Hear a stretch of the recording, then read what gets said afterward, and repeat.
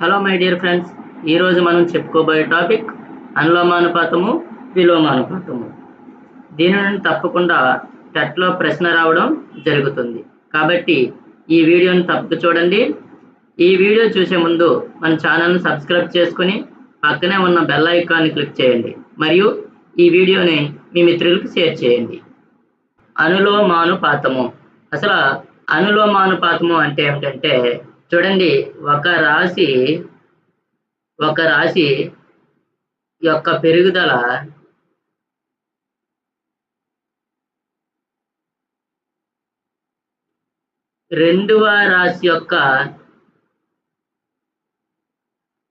రెండవ రాశి యొక్క పెరుగుదలను సూచించినట్లయితే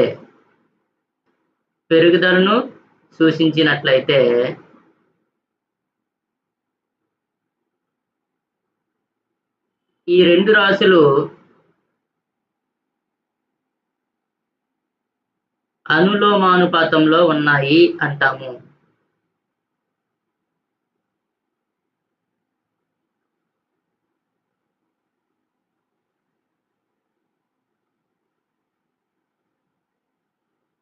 చూడండి, ఒక రాశి యొక్క పెరుగుదల రెండవ రాశి యొక్క పెరుగుదలను సూచించినట్లయితే ఈ రెండు రాశులు అనులోమానుపాతంలో ఉన్నాయి అంటాము. చూడండి, ఎగ్జాంపుల్ చూసినట్లయితే ఒక కేజీ పంచదార 4 రూపాయలు అనుకుంటే అప్పుడు 2 కేజీల పంచదార ఏమవుతుంది? 8 రూపాయలు అవుతుంది. అంటే చూడండి, ఇక్కడ ఈ రాశి అనేది పెరిగింది, ఇక్కడ ఈ రాశి యొక్క విలువ కూడా పెరిగింది. ఈ విధంగా రెండు రాశుల యొక్క పెరుగుదలను సూచించినట్లయితే ఇవి రెండు కూడా ఒకదానికి ఒకటి అనులోమానుపాతంలో ఉన్నాయి అని చెప్పవచ్చు. అదేవిధంగా మరొక ఎగ్జాంపుల్ చూసినట్లయితే చూడండి, 5 కిలోమీటర్ల దూరాన్ని 1 గంటలో వెళ్ళామనుకోండి, అప్పుడు 10 కిలోమీటర్ల దూరాన్ని ఎంత సమయంలో వెళ్తాము? 2 గంటల్లో వెళ్తాము. అంటే ఇక్కడ చూడండి, డిస్టెన్స్ అనేది పెరిగింది, దీంతో పాటు టైం కూడా పెరిగింది. అంటే ఈ విధంగా రెండు రాశుల్లో పెరుగుదలను సూచించినట్లయితే ఇవి అనులోమానుపాతంలో ఉన్నాయి అని చెప్పవచ్చు. దీనికి ఫార్ములా రూపంలో ఏంటంటే ఎక్స్ ప్రపోర్షనల్ వై. అంటే ఇక్కడ ఎక్స్ పెరిగితే వై పెరుగుతుంది, ఎక్స్ తగ్గితే వై తగ్గుతుంది. చూడండి, ఎక్స్ ప్రపోర్షనల్ వై. చూడండి, ఎక్స్ పెరిగితే వై పెరుగుతుంది, ఎక్స్ తగ్గితే వై అనేది తగ్గుతుంది. దీన్ని ఏ విధంగా రాయొచ్చు అంటే x by y equal to k. అంటే కాన్స్టెంట్ గా రాయొచ్చు.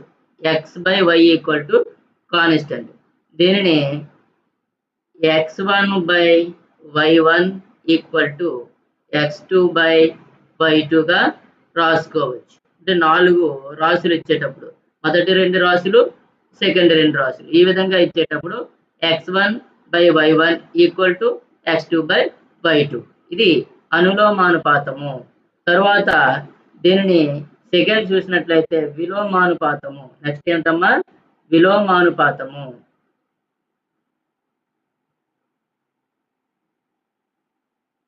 విలోమానుపాతము చూడండి, ఇందులో ఒక రాశి యొక్క పెరుగుదల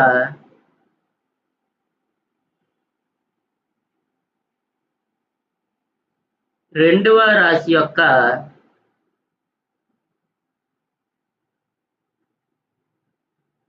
తరుగుదలను సూచించినట్లయితే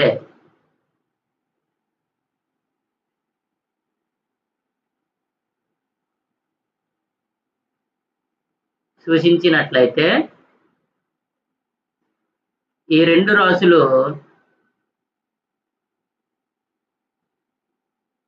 విలోమానుపాతంలో ఉన్నాయి అని చెప్పవచ్చు.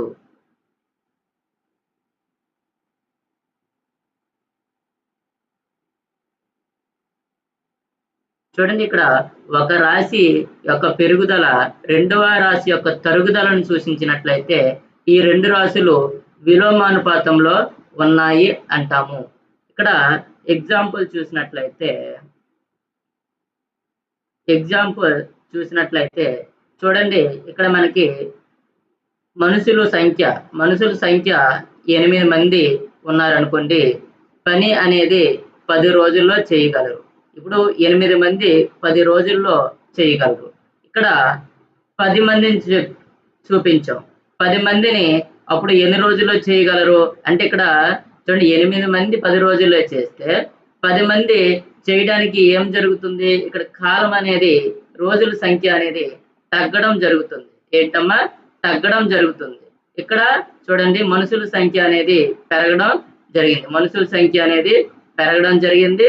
ఇక్కడ రోజుల సంఖ్య అనేది తగ్గడం జరిగింది. ఈ విధంగా 8 మంది 10 రోజుల్లో చేస్తే 10 మంది ఇంకా 10 రోజుల కన్నా తక్కువగానే చేయడం జరుగుతుంది. కాబట్టి ఈ విధంగా ఒక రాశి పెరిగితే రెండవ రాశి తరిగింది. అదే విధంగా రెండవ రాశి తరిగితే మొదటి రాశి పెరుగుతుంది. ఈ విధంగా ఒకదానికొకటి విలోమానుపాతంలో ఉన్నాయి అని చెప్పవచ్చు. X proportional 1/y. ఎందుకంటే ఇక్కడ ఎక్స్ పెరిగిందనుకోండి వై అనేది తరుగుతుంది. వై తరిగితే ఎక్స్ పెరుగుతుంది. అదే వై పెరిగితే ఎక్స్ తరుగుతుంది. ఎక్స్ తరిగితే వై పెరుగుతుంది. దీనిని ఎక్స్ ఈక్వల్ టు k/y రాసుకోండి. ఇప్పుడు k equal to x into y. ఇది విలోమానుపాతము. దీనిని ఏ విధంగా తీసుకోవచ్చు అంటే x1 y1 equal to x2 y2. ఇది విలోమానుపాత సూత్రము. సూత్రము. ఈ రెండు సూత్రాలను ఆధారంగా చేసుకునే మనకి ఈ లెక్కలు అనేవి చేయడం జరుగుతుంది. చూడండి అనులోమానుపాతానికి ఫార్ములా ఏంటంటే x1/y1 ఈక్వల్ టు x2/y2. ఇది అనులోమానుపాతానికి ఫార్ములా. ఇది విలోమానుపాతానికి ఫార్ములా. ఈ రెండు ఫార్ములాను బేస్ చేసుకునే మనకి లెక్కలు అనేవి చేయడం జరుగుతుంది. ఇప్పుడు కొన్ని ఇంపార్టెంట్ ప్రాబ్లమ్స్ గురించి డిస్కస్ చేద్దాం. చూడండి ఫస్ట్ చూసినట్లయితే 14 మీటర్ల ఎత్తుగల ఒక విద్యుత్ స్తంభము 10 మీటర్ల పొడవు గల నీడని ఏర్పరుస్తుంది. అదే సందర్భంలో ఒక చెట్టు 15 మీటర్ల నీడని ఏర్పరిచిన ఆ చెట్టు యొక్క ఎత్తును కనుగొనండి. చూడండి మనకి ఏమిచ్చాడు? ఎత్తు ఇచ్చాడండి. ఏమిచ్చాడు? ఎత్తు ఇవ్వడం జరిగింది, నీడను ఇవ్వడం జరిగింది. ఎత్తు ఫస్ట్ ఎంతమ్మా? 14 మీటర్లు ఇవ్వడం జరిగింది. అప్పుడు స్తంభము ఎంత పొడవు నీడను ఏర్పరిచింది? 10 మీటర్లు నీడను ఏర్పరిచింది. రెండవ సందర్భంలో ఏమిచ్చాడంటే 15 మీటర్లు నీడని ఏర్పరిచిన స్తంభం ఎత్తు అనేది కనుక్కోమన్నాడండి. చూడండి ఇక్కడ స్తంభము ఎత్తు 14 మీటర్లు, నీడ 10 మీటర్లు. ఇక్కడ ఎత్తు పెరిగితేనే నీడ అనేది పెరుగుతుంది. కాబట్టి ఈ రెండు రాశులు కూడా పెరగడం జరిగింది. అంటే ఒకదానికి ఒకటి అనులోమానుపాతంలో ఉండడం జరిగింది. కాబట్టి అనులోమానుపాతానికి సూత్రం ఏంటి? x1/y1 equal to x2/y2. ఈ ఫార్ములాను బేస్ చేసుకొని దీన్ని ఆన్సర్ చేయండి. ఇది x1, ఇది y1, x2 y2. అంటే 14/10 ఈక్వల్ టు x2/15. 5 మూడుల 5 రెళ్ళ 2 ఒకట్ల 2 ఏడుల x2 equal to 3 into 7 equal to 21 metres. అంటే మనకి ఎత్తు ఎంతమ్మా? 21 మీటర్లు. ఇదే మనకు కావలసిన సమాధానం. నెక్స్ట్ ప్రాబ్లం చూసినట్లయితే 12 దళసరి కాగితాల బరువు 40 గ్రాములు అయినా అదే విధమైన ఎన్ని కాగితాల బరువు 2.5 కిలోగ్రాములు అవుతుంది? చూడండి ఫస్ట్ కాగితాల సంఖ్య ఇచ్చాడు 12, బరువు ఎంత? 40 గ్రాములు. అదేవిధంగా రెండవ సందర్భంలో కాగితాల బరువు 2.5 కిలోగ్రాములు అంటే 2500 గ్రాములు. అయితే కాగితాల ఎన్ని అని అడిగాడు. కాగితాలు ఎన్ని అని అడిగాడు. ఇది x1 x2 y1 y2 అంటే ఇప్పుడు x1 by y1 equal to x2 by y2. చూడండి ఇది ఎందుకు అనులోమానుపాతంలో ఉంది? ఇప్పుడు 12 కాగితాల బరువు 40 గ్రాములు అయ్యింది. ఇప్పుడు ఇక్కడ 2500 గ్రాములు ఉంది. అంటే ఇది పెరిగింది. అంటే ఇక్కడ కాగితాల బరువు కూడా, కాగితాల సంఖ్య కూడా పెరగాలి. అంటే ఇది కూడా పెరిగింది. అంటే కాగితాల సంఖ్య పెరిగితే కదా ఇక్కడ కాగితాల బరువు అనేది పెరుగుతుంది. కాబట్టి ఈ రెండు రాశులు కూడా పెరుగుదలను చూపించాయి కాబట్టి ఇది అనులోమానుపాతంలో ఉన్నాయని చెప్పవచ్చు. ఇప్పుడు సబ్స్టిట్యూట్ చేయండి. 12/40 ఈక్వల్ టు x2 by 2500. 0కి 0కి క్యాన్సిల్ అండి. 4 ఒకట్ల 4 మూడుల cancel. x2 equal to 3 into 250 equal to 3 250ల 750. ఇక్కడ ఎన్ని కాగితాలండి? 750 కాగితాలు. ఇదే మనకి కావలసిన సమాధానం. నెక్స్ట్ క్వశ్చన్ చూసినట్లయితే, ఒక నీటి తొట్టె నింపుటకు 6 పైపులకు 1 గంట 20 నిమిషాలు సమయం పట్టును. అదే రకమైన 5 పైపులను మాత్రమే ఉపయోగించిన ఆ ట్యాంకు ఎంత సమయంలో నిండుతుంది? చూడండి మనకి 6 పైపులని ఉపయోగిస్తే 1 గంట 20 నిమిషాలు అంటే 80 నిమిషాలు పడుతుందమ్మా 6 పైపులకి. అవే రకమైన 5 పైపుల్ని ఉపయోగించిన అప్పుడు ఎంత సమయం పడుతుంది అని అడిగాడు. చూడండి ఇక్కడ నుంచి ఇక్కడికి సమయం అనేది పైపుల సంఖ్య అనేది తగ్గింది. పైపుల సంఖ్య అనేది తగ్గడం జరిగింది. ఇక్కడ 6 పైపులకి 80 నిమిషములు అయితే 5 పైపులకి ఎంత అవుతుంది అంటే ఇక్కడ పెరగడం జరుగుతుంది.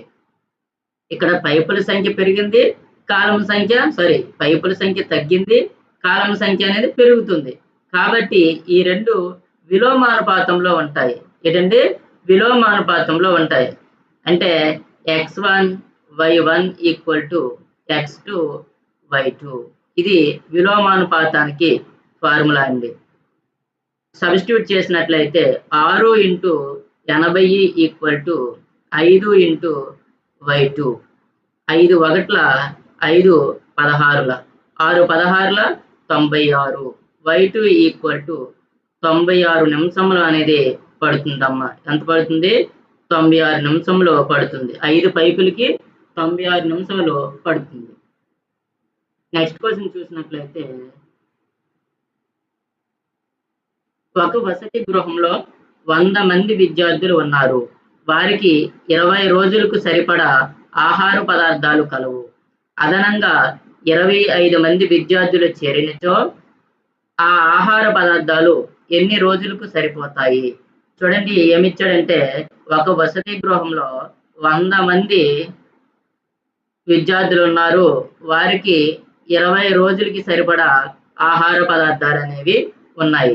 అయితే కొన్ని రోజుల తర్వాత వారికి అదనంగా మనకి 25 మంది చేరడం జరిగింది. 125 అంటే 25 కంటే 100కి 25 యాడ్ చేస్తే 125.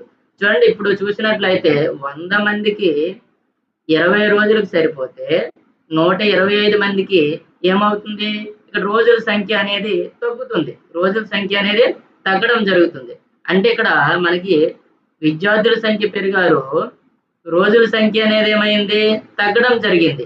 కాబట్టి మనకి ఇవి విలోమానుపాతంలో ఉన్నాయి. అంటే x1 y1 equal to x2 y2. 100 into 20 is equal to 125 into y2. చూడండి 5 25ల 5 20ల.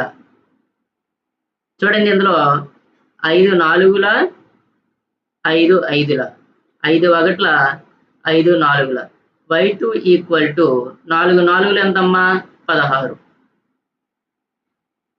ఎన్ని రోజులకు సరిపోతాయి? 16 రోజులకు సరిపోతాయి. చూడండి 100 మంది విద్యార్థులకి 20 రోజుల్లో సరిపోతే 125 మందికి 16 రోజుల్లో సరిపోవడం జరుగుతుంది. నెక్స్ట్ క్వెషన్ చూసినట్లయితే 15 మంది కూలీలు 48 గంటల్లో ఒక గోడను కడిగితే అదే పనిని 30 గంటల్లో చేయడానికి ఎంతమంది కూలీలు కావాలి? 15 మంది కూలీలు 48 గంటల్లో చేశారు. అదే పనిని 30 గంటల్లో చేయాలంటే ఎంతమంది కూలీలు అవసరము అని అడగడం జరిగింది. అయితే చూడండి మనకి 15 మంది 48 గంటల్లో చేస్తే 30 గంటల్లో చేయాలి. అంటే 30 గంటల్లో చేయాలంటే మనకి మ్యాన్ పవర్ అనేది పెరగాలి. ఇక్కడ కాలం అనేది తగ్గుతుంది కాబట్టి ఇక్కడ మనుషుల సంఖ్య అనేది పెరగాలి. కాబట్టి ఈ 2 విలోమానుపాతంలో ఉన్నాయి. అంటే 15 into 48 equal to x2 into 30.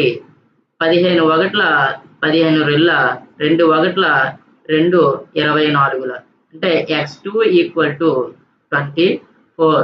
అంటే ఎన్నమ్మా ఎంతమంది కూలీలు కావాలి? 24 మంది కూలీలు 30 రోజుల్లో చేయగలరు. నెక్స్ట్ క్వెషన్ చూసినట్లయితే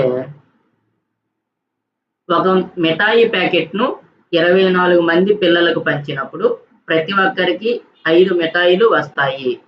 ఆ పిల్లల సంఖ్య 4 తగ్గితే ఒక్కొక్కరికి ఎన్ని మిఠాయిలు వస్తాయి?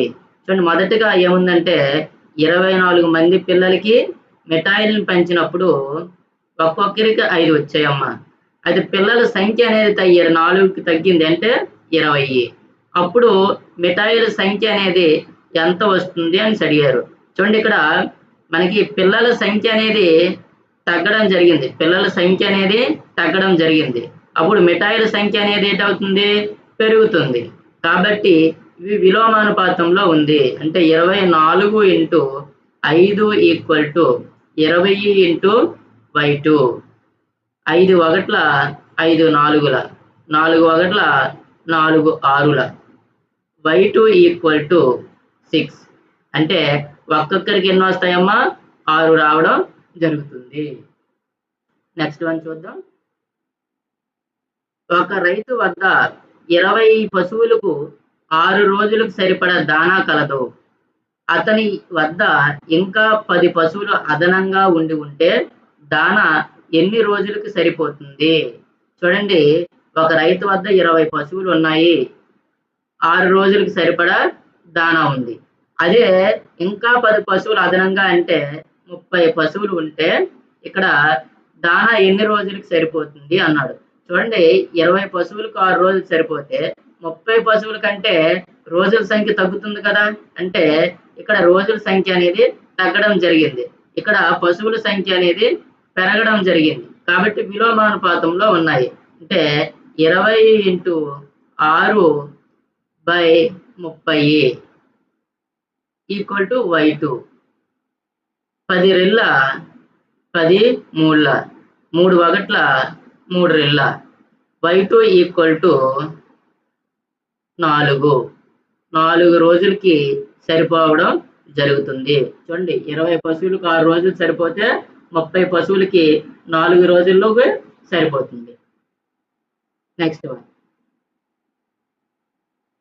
ప్రతి పెట్టెలో 12 సీసాలు ఉండినట్లు 25 పెట్టెల్లో సీసాలను నింపారు. అదే సీసాలను ప్రతి పెట్టెలో 20 చొప్పున నింపితే ఎన్ని పెట్టెలు పట్టి ఉంటాయి?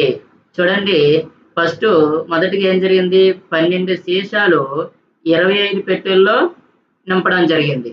అదే సీసాలను ప్రతి పెట్టెలో 20 చొప్పున ఉంచితే ఎన్ని పెట్టెలు అని అడిగాడు. చూడండి 12 పెట్టినప్పుడు 25 అయ్యాయి.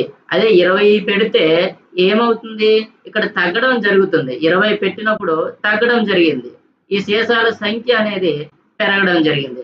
అంటే విలోమానుపాతంలో ఉన్నాయి. అంటే 12 ఇంటూ 25/20.